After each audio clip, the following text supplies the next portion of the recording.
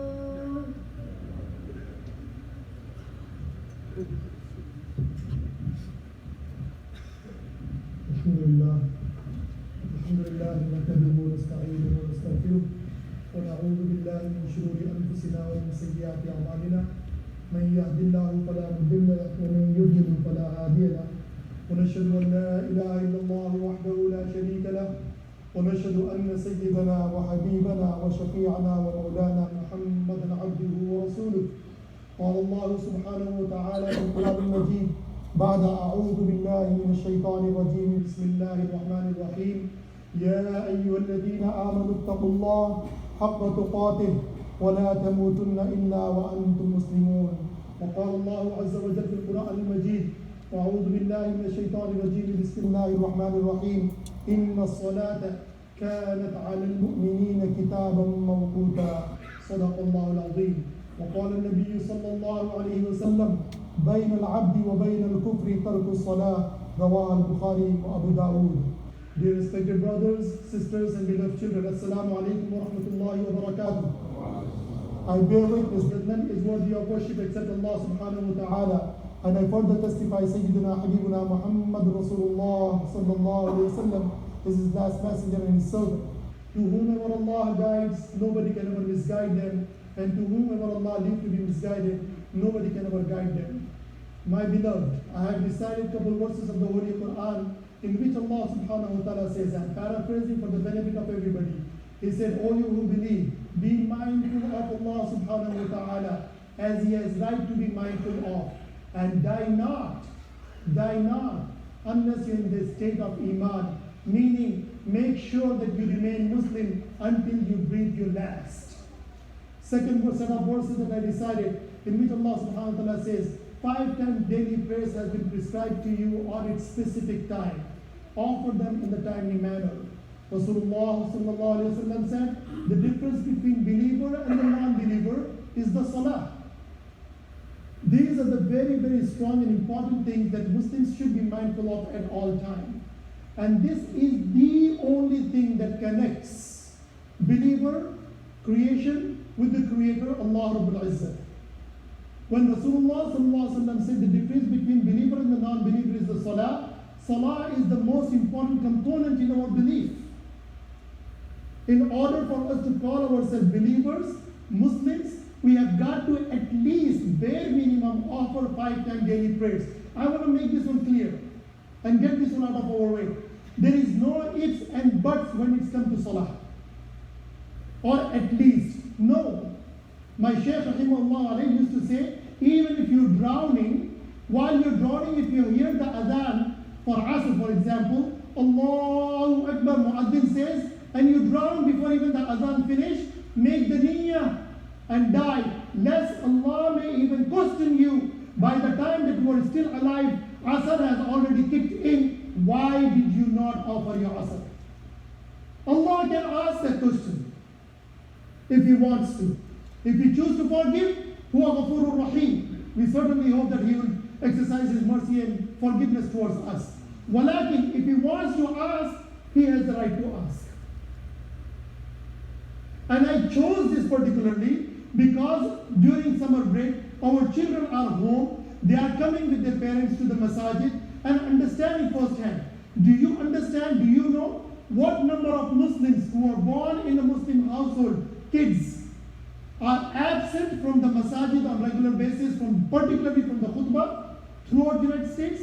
93% of Muslims' kids are absent from the Jumua khutbah during the school year. They go to public schools, that's where they are. You give birth to a Muslim child. You call Azaan and you give them beautiful name. You raise them in the Islamic environment until such time that they are ready to learn. And no sooner that they are ready to learn, you give it in the hands of the kuffar. Go teach and print and record anything that you wish in their minds. It's a plain, clean slate. You write as you wish. And they do their job well. And we then cry, our children don't know Islam, they're not respecting families, values, they're not sensitive to the Quran and Sunnah, they're not obedient, they're not even praying Salah. Who is to blame? Who is to blame? Allah is not going to question those teachers. You have become parent with your own choice. Allah will question us, ماذا أدبتم وماذا علمتم? When it's come to our children, what education did you give and what etiquette did you taught? Are we ready to face Allah subhanahu wa ta'ala? And are we convinced and confident that we will be able to escape from the wrath of Allah? Looking at our children's upbringing, are children to be blamed when we held their hands and handed over to those people who don't even know how to wash themselves after they use the washrooms? Na'udhu billah. So, imams like myself, left with no choice to do whatever we can during the summer break, give and incorporate in their talks whatever we can to give this innocent mind the gist of the religion. And is this all there is left in Islam to talk about? Islam is a complete way of life that need to be taught and discussed over the period of time.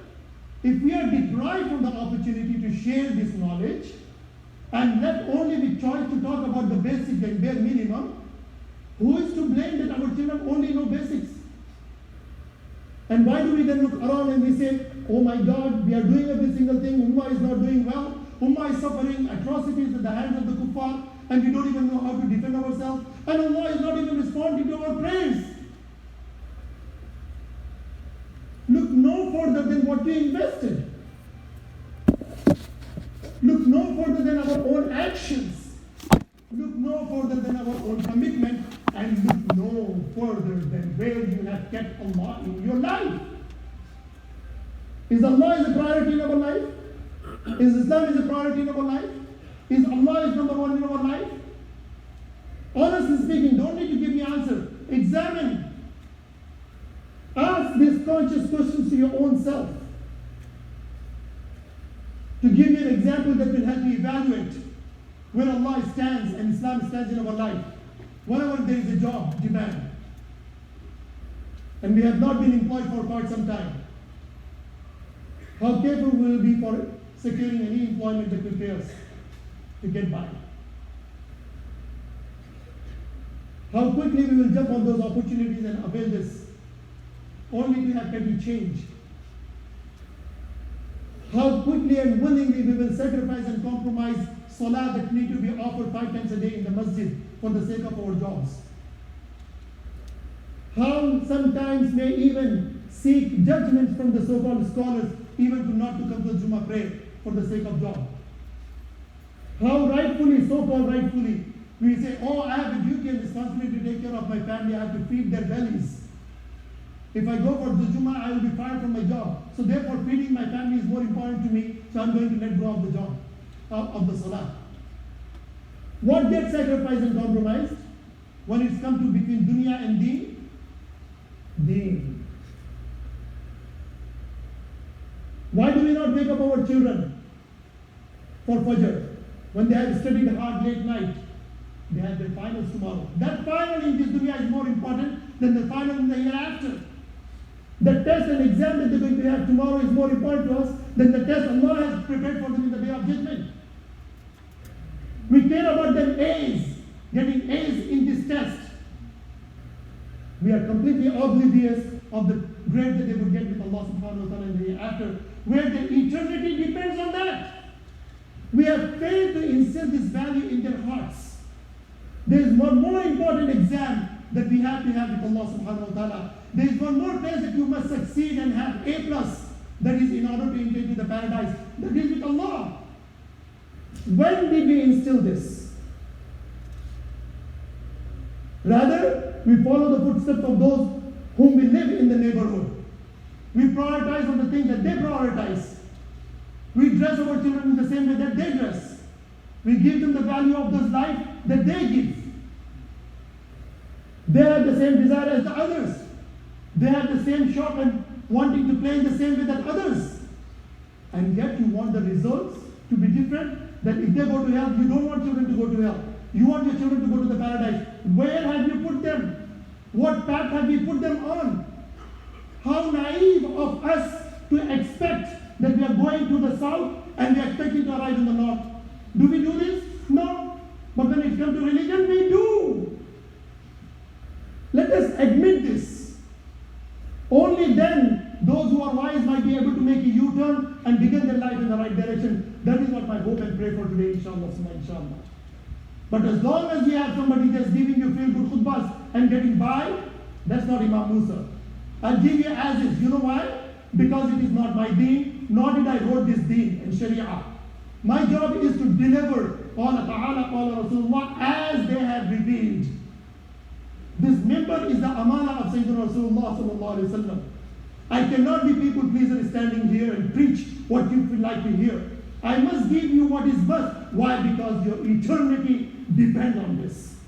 When you do come to the khutbah, I love the fact that you come. Let me make this moment because any dua that is made from the member, Allah accepts. I would like to make dua for you. May Allah subhanahu wa ta'ala shower His mercy and grace upon all of you and myself. Say Ameen. May Allah subhanahu wa ta'ala open our hearts to the message that has been given, delivered from here. Say Ameen. May Allah subhanahu wa ta'ala give us the courage to practice Islam in our daily life. Say Ameen. Why I am so moved to make this dua? Because before even I come to the member, I see masjid was full. What does it show? It shows that you're longing for the guidance and hidayah and you're ready to receive the barakah of Allah subhanahu wa ta'ala. May Allah never disappoint you of the good intention that you have when you come to the masjid. And every single thing that is being said, may Allah subhanahu wa ta'ala make it useful for you and me and source of guidance and hidayah and a reason for us to grow closer to Allah subhanahu wa ta'ala.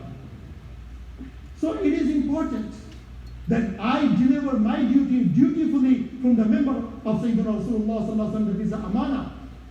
I could care less for people who hold opinion against me. Or never mind whether they call me back again to the masjid to give khutbah or not. But I must speak from Qala Ta'ala, Qala Rasulullah and address the issue that is desperately needed. So going back to the ayah that I recited, performing salah 5 times a day is must. I want this message to go across with each and every single individual. If we have not been religiously offering salah till this time, turn to Allah subhanahu wa ta'ala in repentance and make commitment in this sitting. Not a day goes by in our life from this point onwards without us offering 5 times daily prayers, inshallah. May Allah subhanahu wa ta'ala make it easy for us. This is only to complete the obligation and to remain in the folds of Islam. To give you one more example of it, it must continue until the last breath that we breathe. We can no longer say, oh, I've been praying for 10 years, 20 years, 30 years, I can take a back seat and relax. No. That's not how it works. And if you think that way, then I'd like to question you in one way. If you've been doing really good in your grades, right from the kindergarten until the 11th grade, and you want to take a back seat and don't want to do as good and you don't mind getting Fs, big fat Fs, would that help? Just because you have had all record of 10 years, they will give you credit on that? No. Same thing for those who drive cars. Bare minimum requirement of the insurance is required liability insurance. You have been paying all 30 years. You decided I've been paying a whole lot, I'm not going to do it for this month or 2 months or 3 months, and during the time you have an accident, God forbid. Would the insurance cover? Can you argue I've been paying all 30 years pay, so what if I just miss couple payments? Would they? No. And we understand that, and we abide by the rules and regulations. How then we naively think that Allah will accommodate these things? Salah has to be offered 5 times a day from the time that is formed until the day that we breathe our last. If we want to be considered protected into the folds of Islam, and take not Imam Musa's word for it, Rasul alayhi salatu wasalam saying, بَيْنَ الْعَبْدِ وَبَيْنَ الْكُفْرِ تَرْكُ الصَّلَاةِ. The difference between believer and the non-believer is the missing of the prayers. Once the salah time kicks in, if we delay and put it off for petty reasons, we are literally risking in the words of Rasulullah sallallahu alaihi wasallam. And it's not worth taking a risk.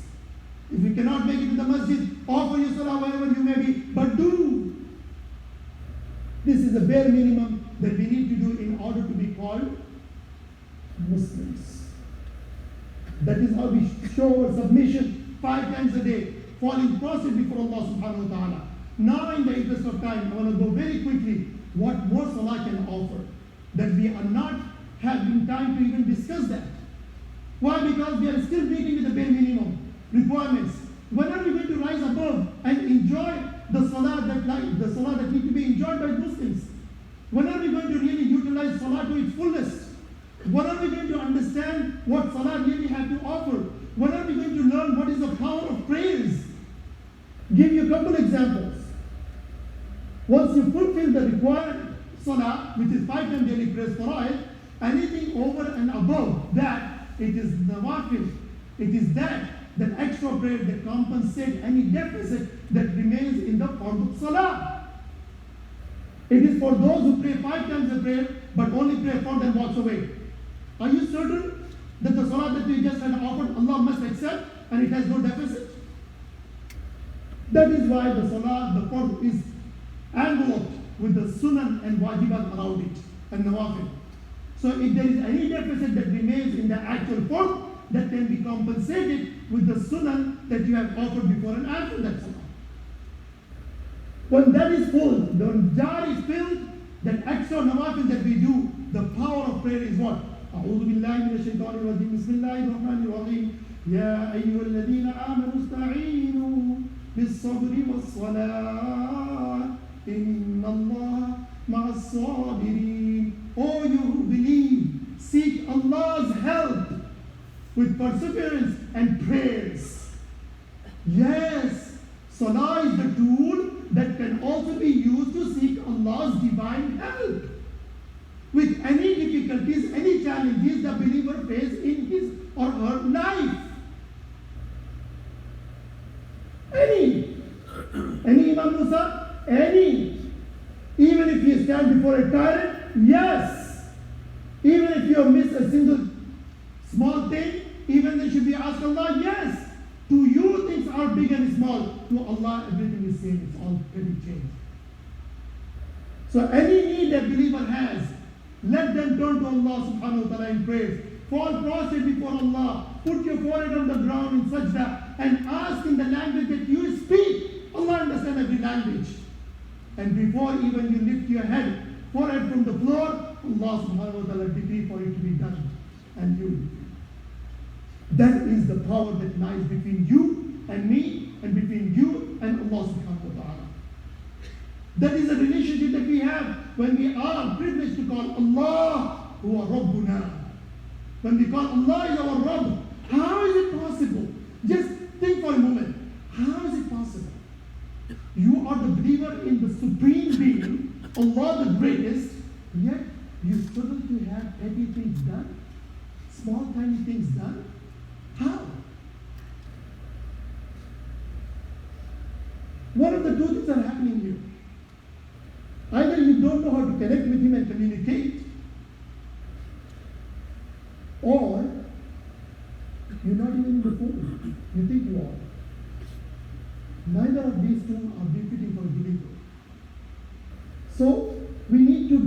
circle to make sure that we are all the believers.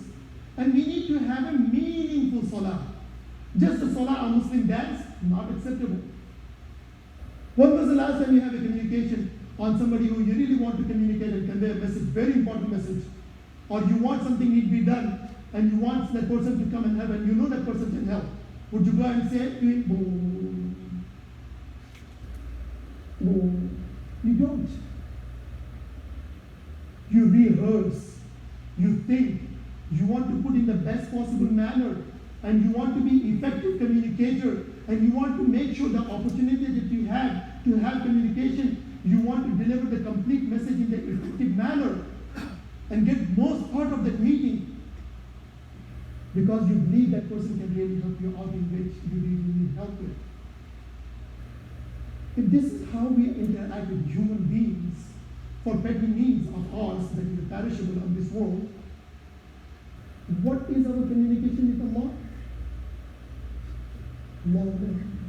Every single thing is going in my head. What we are reading from our mouth, don't even understand. We don't even know which surah we read. Every single some individuals, that's it. What kind of relationship do we have with Allah? If you want to make those noises from that person that you have taken time and secure an appointment to talk and to get your things done, and you don't communicate to them effectively while you're wandering around in your own thoughts and just blowing things in your mouth, what will happen to that person? He or she will feel very upset. Rather than helping you, will get you in trouble. And rightly so, we will accept that. And if Allah has put the Ummah today in that position, we complain. Have we not called this upon our own selves? Have we been respectful towards Allah subhanahu wa ta'ala when we pray? Have we offered the salah that we're supposed to offer? Have we stood before Allah subhanahu wa ta'ala that we're supposed to stand before the mighty, the greatest? Have we come to Allah subhanahu wa ta'ala at least with the same level of conviction and expectations as we could have when we go to our professors and our teachers and our superiors and our bosses? Do we have that kind of confidence that when we ask Allah subhanahu wa ta'ala, Allah subhanahu wa ta'ala will give? Allah has promised, Ud'uni astajib lakum. Ask me, I shall grant. Have we really asked with that conviction? Allah loves to see this in the believers. And Allah loves us all. What is your dalil, Imam Musa? If He doesn't love you, if He doesn't care for you, He would not have guided you to come to His house. You won't invite anybody whom you don't care in. Love to your own houses, and we're talking Allah Rabbul Izzat. He has all His way to keep you away if He doesn't want you in His house. And look no further than the pandemic. When He did not want anybody, not only Muslims, all faith-based organizations were empty. When Allah did not want them, He did not bring them. He could do anything He wanted. He is most powerful. If anyone who's in need, we are in need of Him. The least thing that we could do in the interest of time, have taqwa of Allah subhanahu wa ta'ala, be God conscious at all times. Knowing full well anything and everything that we do, Allah subhanahu wa ta'ala is fully aware of. Even the thought that crosses our mind, He is aware of it. We may hide all the secrets from the creation, but we cannot keep anything from the Creator. When we have this realization, you will see the Spirit comes in your life. The Spirit comes in your salah. The spiritless salah becomes meaningful salah. When you say Allahu Akbar, your heart is present, your thought is present, your mind is present. When you submit and surrender and you fall prostrate in sujood, you feel closeness with Allah subhanahu wa ta'ala. When Allah has brought you to His house, why should you deprive yourself this closeness with Allah when you can achieve that with a little effort from your side? Just have a conscious effort and you will see how Allah subhanahu wa ta'ala will embrace you like a mother will embrace the children out of love. And Allah has defined His love for us like the love of a mother 70 times multiplied. You're not worshipping Allah who's ready to pick on you. You're worshipping Allah who's looking for reasons to shower His mercy and grace upon you, to forgive you and give you a second chance. Are we ready for it? That's the question we need to ask. We can always have a fresh start. That is the beauty of Islam. My beloved, make today's day a day that is going to transform your life for better. Make today's day the day that you make right with your Creator, Allah Rabbul Izzat. What is the way to do it? Just ask Him simply, Oh Allah, I am guilty of doing all the things that I have done in the past. None forgives the sin except Thee. Show us your mercy and forgive my sins. And Allah subhanahu wa ta'ala is waiting for this. May Allah subhanahu wa ta'ala give us tawfiq.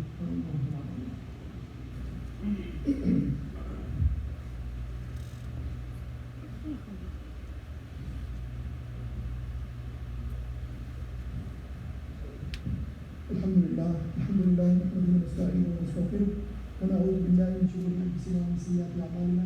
Man yahdihillahu fala mudilla lahu wa man yudlil fala hadiya lahu. Wa nashhadu an la ilaha illallah wahdahu la sharika lahu. ونشهد أن سيدنا وحبيبنا وشفيعنا مولانا محمد عبده ورسوله. قال الله سبحانه وتعالى في القرآن المجيد بعد أعوذ بالله من الشيطان الرجيم بسم الله الرحمن الرحيم إن الله وملائكته يصلون على النبي يا أيها الذين آمنوا صلوا عليه وسلموا تسليما.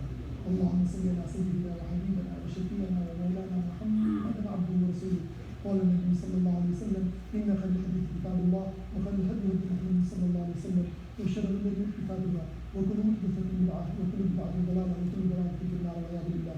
Very briefly, now that the youth are here to be present, we have built a beautiful masjid, mashallah, to accommodate everybody. This masjid becomes smaller. For us now we have to have multiple Jumua khutbahs. That is a good thing that we have. We have to have multiple. We need to expand. We have all the resources that we need. The masjid is a need for our youth. Masjid is there for everybody, right? But the youth need to be provided in the safe environment, for which your community is now investing in the vision. They have vision only at this time to have a youth center. It's for our own kids. Do whatever you can, inshallah ta'ala, to build a youth center. What will it do? It will keep your youth out of those filthy areas and give them the opportunity to spend their quality time in the quality environment close to the masjid. And close proximity to the masjid will offer them an opportunity to come and pray Salah. So any amount of money that you will invest in youth center, it will directly reward you and become a charity for you and your deceased parents and for your progeny. So do whatever you can generously, inshallah. Make a habit of doing it. It doesn't have to be tens and thousands of dollars. Even $1 today. Allah will accept that and He will give you 1,000 more to give in this regard. May Allah subhanahu wa ta'ala make it easy for all of us. اللهم انصر الاسلام والمسلمين في كل مكان. اللهم انصر الاسلام والمسلمين في كل مكان. اللهم انصر الاسلام والمسلمين في كل مكان. اللهم حبب الينا الايمان وزينه في قلوبنا وكره الينا الكفر والفسوق والعصيان واجعلنا من الراشدين واجعلنا من الصالحين واجعلنا من التوابين واجعلنا من المتقين. لا اله الا انت سبحانك انا كنا من الظالمين. اللهم آت أنفسنا تقواها وزكيها أنت خير من زكاها أنت وليها ومولاها. اللهم إنا نسألك سلامة في الدين وعافية في الجسد وزيادة في العلم والهدى وبركة في الرزق وصحة في العقل. إلهنا توبة قبل الموت وراحة عند الموت والعفو عند الحساب والفوز بالجنة والنجاة من النار برحمتك يا أرحم الراحمين.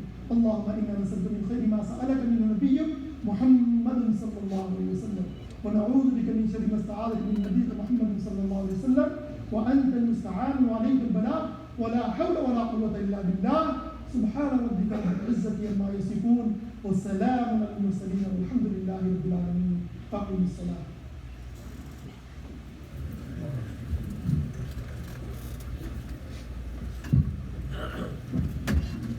الله أكبر أشهد أن لا إله إلا الله أشهد أن محمدا رسول الله. حي على الصلاة حي على الفلاح قد قامت الصلاة قد قامت الصلاة. الله أكبر لا إله إلا الله. Brother, please come forward. Please come forward.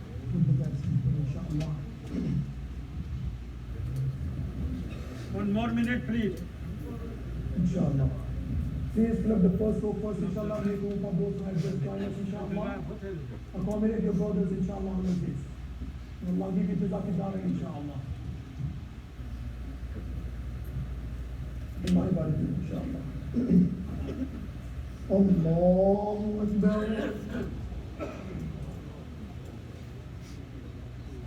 Alhamdulillahi Rabbil Alameen. Ar-Rahman Ar-Rahim.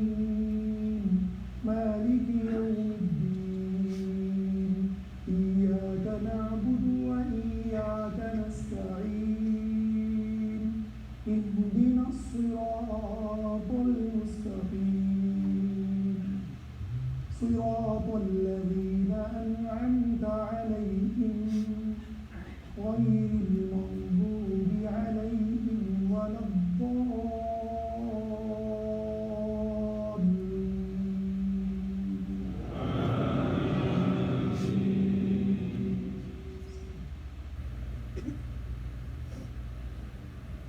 أفحسبتم أنما خلقناكم عبثا وأنكم إلينا لا ترجعون فتعالى الله الملك الحق لا إله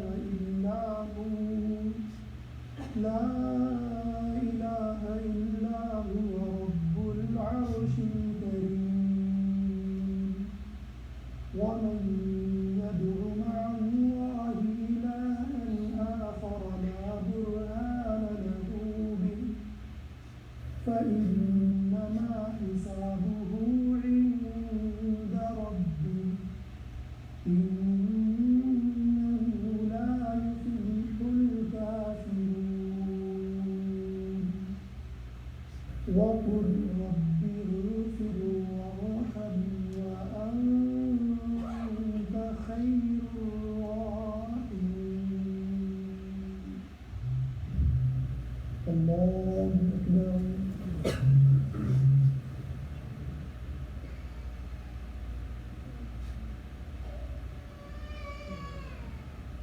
سمع الله لمن حمده.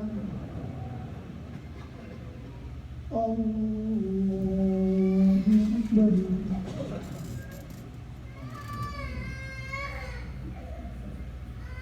الله أكبر.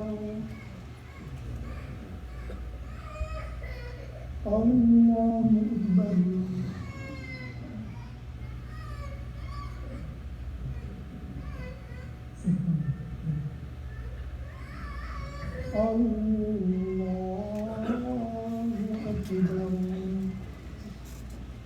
الحمد لله رب العالمين الرحمن الرحيم مالك يوم الدين إياك نعبد وإياك نستعين اهدنا الصراط المستقيم صراط الذين أنعمت عليهم غير المغضوب عليهم ولا الضالين.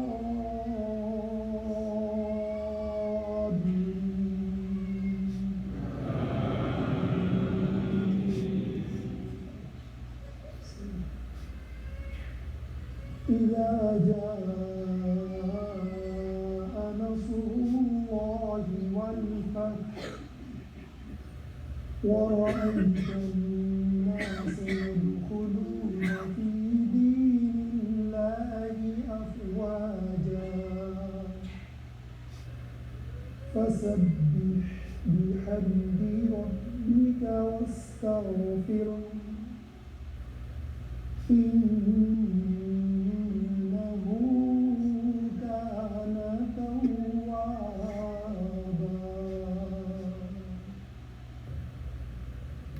الله أكبر.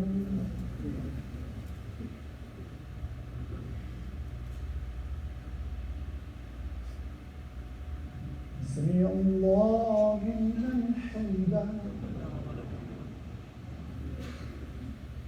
الله أكبر.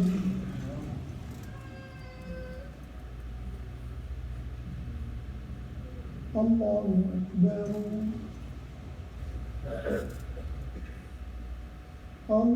الله أكبر.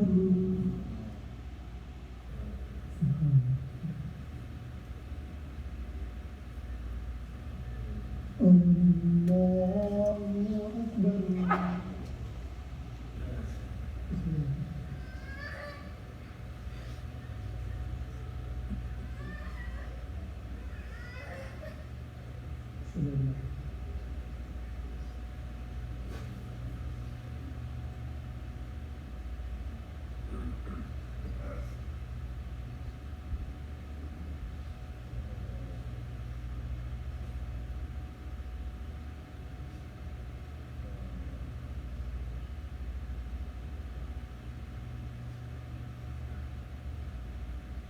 السلام عليكم ورحمة الله.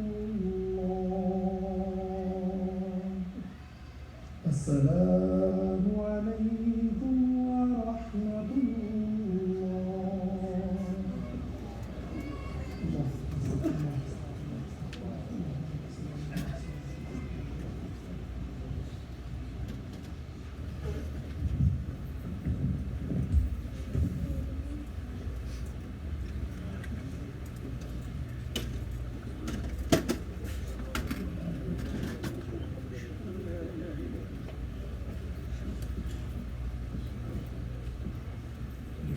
इसको बोलते हैं खुतबा. السلام عليكم ورحمة الله وبركاته. بسم الله الحمد لله والصلاة والسلام على رسول الله. Just a reminder, City Center will be starting their social events this week on Tuesday, June 14th, 11 to 2. Lunch will be served. Also a reminder to register to vote. Elections are on the door. Please remind your friend and your relatives to register. Time is running out. MAC will be having an open house Saturday, June 25th. Please join. Finally, make dua for Mahmoud Siddiqi brother.